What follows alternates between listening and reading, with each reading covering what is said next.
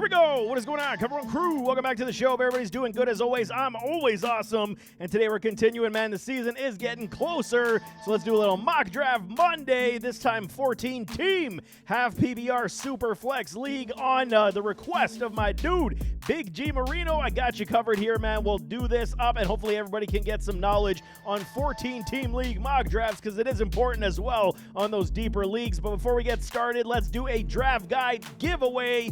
Telling y'all, you guys need this book. It will get you started on the right note to win those trophies. All you got to do to enter in is like, comment, and subscribe to the channel, and you will be entered in to win this draft guide. Drop a comment. It's a must. Got to know who you are. I will reply to your email on the winner as well in this show, so definitely get on tap for that. But let's start this mock draft on the right note on a 14-team half PPR SUPERFLEX League. Let's go. So for argument's sake, I will take pick number 7 right in the middle of the draft board, and we'll see what kind of team that we can generate from a 14-team SUPERFLEX half PPR league. And I'm telling you, man, SUPERFLEX is different for all y'all who don't typically play SUPERFLEX. Yes, I could go with my quarterback early. I even tend not to. And Bijan and Gibby still on the board, even though we have guys like JJ and CeeDee Lamb. I love that as well. But you guys know me, love me some running backs, and I cannot pass up a Gibby or a Bijan. So I'm definitely going for a Bijan Robinson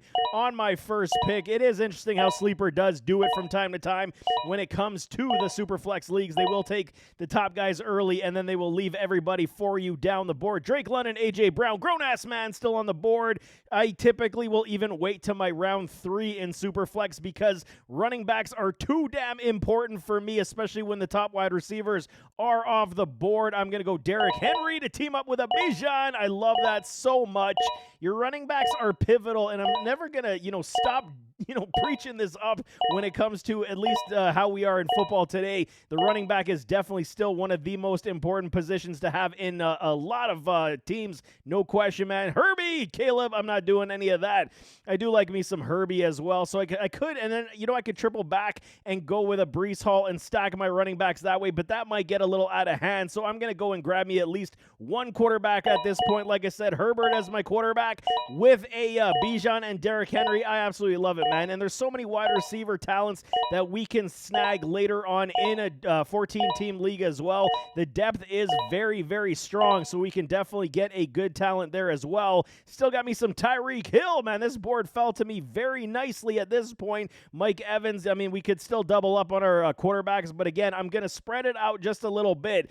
Would like to go, too bad that Alvin Kamara didn't fall to me. I wish I got picked a couple picks before me, but I'm definitely going to go Tyreek Hill as my wide receiver 1. Yes, I know a lot of y'all off the Tyreek Hill bandwagon. All the drama that's going on in Miami at this point. It is, it's a spectacle at this point. The coach is getting in on it as well for a Tyreek Hill, but I'm okay with him still having a bounce back year. Potentially could be showcasing for playing for someone else next season. Running backs, love me some Monty down the board. I hope he comes back to me. He probably will not as well. So do I double up on my quarterbacks, go get me a Dak Prescott with a Herbert? I don't dislike that at this point, because if Dak Prescott can stay healthy, I'm totally on board with that. Or I can wait and go get me a Trevor Lawrence, even though that is a risk as well. I would have liked a better running back, but I fear that David Montgomery will not come back to me if I do that. Where I do like this a lot is to say maybe I go George Pickens and hope Dak falls to me as well, but I'm kind of going to say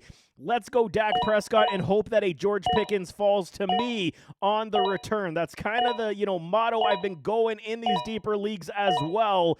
Pacheco, let's see where it goes, man. Let's see where a George Pickens. Monty, see, I knew Monty was not going to come back to me. The value was just way too high, but there is a George Pickens. Absolutely love it. Zay Flowers and a Cortland Sutton. I'll take me some George Pickens over that all day long. Now I got the double threat, man. Dak Prescott with George Pickens, Tyreek Hill. Absolutely love it. Got my SUPERFLEX quarterbacks now locked up and ready to go. I'm totally good with that as well. So far, my roster is looking nice. and now we can start going mix and match, okay? A lot of y'all are going to go more wide receiver heavy with a lot of QBs.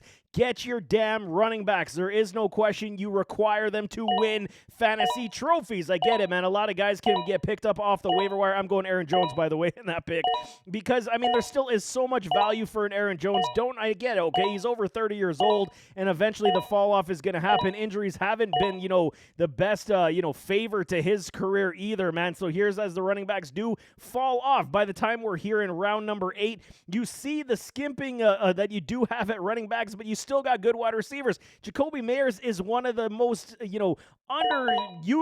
most slept on wide receivers in fantasy football. The guy does nothing but put up points, and playing with someone like Geno Smith, they're going to continue to roll and throw the football quite a bit. So I do like that a lot. See, at this point, coming back to me, I could have even waited and said, no Dak Prescott, went Sam Darnold, and I still would have been okay with that as well. Najee, Zach Charbonnet, Charbonnet, Javonte Williams are the running backs at this point. I do like that as well. I typically, if I'm not picking a tight end early, I'm waiting. You guys know how long I wait for my tight ends, where we do have guys like Khalil Shakir. Unfortunately, I would have picked him right now, but unfortunately he's dealing with that high ankle sprain. Does give me a little bit of pause, no question. Javonte Williams, that's too many Dallas Cowboys for my liking at this point. But Josh Downs, feeling down, that we're down for Downs, I should say. Almost did a love for love, but I love me some Josh Downs. I think, if it is... Let's preface it this way. If Anthony Richardson is truly turning the corner like a lot of people say he is in camp, this is good news for the pass game. If it's not, and it is Daniel Jones, Daniel Pennies, I still like the upside potential for a Daniel Jones in this offense as well, because he can at least spread the football quite a bit, where we now do need another running back, where I had to, bucket. Ramondre Stevenson should still get a role, but I love me some J.K. Dobbins at that spot. They did not pay this man in Denver to not utilize him and give some help to an R.J. Harvey. I think that, J.K. Dobbins is going to have quite a substantial role with these Denver Broncos as well. Tank Bigsby, Tootin, and then Etienne, who's going to run the football in Jacksonville. I mean, it's definitely one thing to watch out for. Zach Ertz is great value here in the 11th round. He could be a very strong tight end, but I love myself some Bretton Strange as well. I think that he's going to have a good season, good quality season. One guy that I'm all in on is a Kyle Williams, man. The way he's been already developing that chemistry with a Drake May so far early in camp, it is such a low-rent buy here in the 11th round that if he does pop off and be the guy that I know he's going to be, it's just absolutely stellar, the point productivity that could be coming our way. Dylan Sampson, so here we go. Zach Ertz. At this point, I mean, I'm with what's on the board, where's my running backs at? I mean, we can still come down, hopefully, for a Dylan Sampson. I'm okay with that as well. Jerome Ford, Roshan is there. I mean, these are typically your final guys. So Sampson would be probably my pick with Q Judkins, all the issues he's having as well. Wide receivers, but see, then I'm going to wait on my tight end. It sucks that I'm going to have to wait for this. I even like Mason Taylor down the board, but I think the value is much better if we're going to take another running back here as well, and Dylan Sampson has a great potential of, there goes Zach Ertz and Strange as I speak anyway, but I mean, Sampson does have a massive amount of potential now that Q Judkins could be suspended for some period of time dealing with his legal issues as well. Adam Thielen, such a low-rent buy, man. I get, they're adding a lot of wide receiver talent in Carolina also, so Adam Thielen definitely should still continue with the PPR upside game. So I did kind of screw myself on the tight end at this point where we got an Arayo. I think that's kind of where you're going to go. Hopefully Arayo can be something with a Sam Darnold in Seattle as well, where we could get some PPR upside. Josh Palmer with Josh Allen, absolutely love that as well. I think you got to go at least get a few more wide receivers on this trend. Where was DeAndre Hopkins down the board as well? So potentially speaking, I could go another running back where it is kind of getting picked clean as well. See, that's what sucks. This one did trip me up a bit because I was hoping for my tight end to fall the way it should have, and it did not in this sense. So I will go in Adam Thielen. I think that, Adam Thielen with the PPR upside, you can't go wrong, at least at this point. And getting him in like pick number 13, it's again low rent buy. If it doesn't work out, we can cut him and pick up somebody off the waiver wire. I'm just hoping that D-Hop falls to me, because if he gets picked right before mine, beautiful. D-Hop is right there as well. I get it. D-Hop is aging as well. Like I said, 2 years removed from a 1,000-yard season. Don't dislike it, and we'll see what he can do with a Lamar Jackson. I think that it's a big-time heavy rise that he's going to have another bounce-back season, potentially big-time touchdown getter for us as well. And I don't have a tight end, so now I got to finish it off and find one down this board. Cole Kmet, Noah Gray could be a waiver wire gem as well. Darren Waller not touching it. I was really hoping for a Mason Taylor to at least come, and he got snagged here. Strange as well. So at this point, I'm okay with going to Rayo. I mean, it's going to be one of the positions that I really am going to have to either trade for or hit off the waiver wire at this point, because I did wait a little too long. I should have probably went a Zach Ertz at that point instead of going a Samson. Hoped for Samson to come back, because I did have adequate depth at the running back position anyway. But we're talking about the team that I got at this point. Justin Herbert is my quarterback.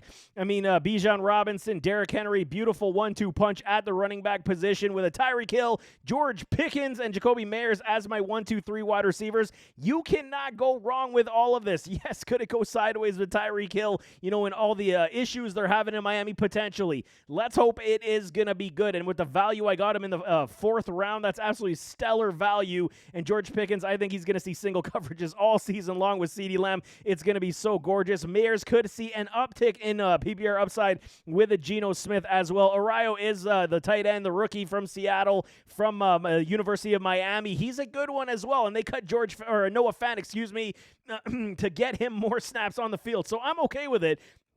And I think there is a great heaping of potential for an Arayo as well. Aaron Jones as another running back. Josh Downs, feeling down. We're always down for Downs. And then Dak Prescott as my super flex quarterback. I mean, if Dak can stay healthy as well, he could carry this team, man. 5,000-yard passer, he could easily be with these Dallas Cowboys. Gives me, the back-to-back picks with a double up the points with a George Pickens. That's absolutely gorgeous, and I love it all day long. J.K. Dobbins, as a backup running back. Kyle Williams, like I said, so much speed, so much ability. His route tree has been stellar in camp so far. You go watch his tape. I got his scouting report down here in the videos as well. The kid is a dynamo and could have a very strong career, man. Dylan Sampson, potential for volume upside, even though they got Jerome Ford as a lead back right now with Q Judkins dealing with it off-field issues as well. Dylan Sampson does have a big-time upside for heavy volume to be at least, utilized in a split backfield, but could have, running back one numbers this season, no question.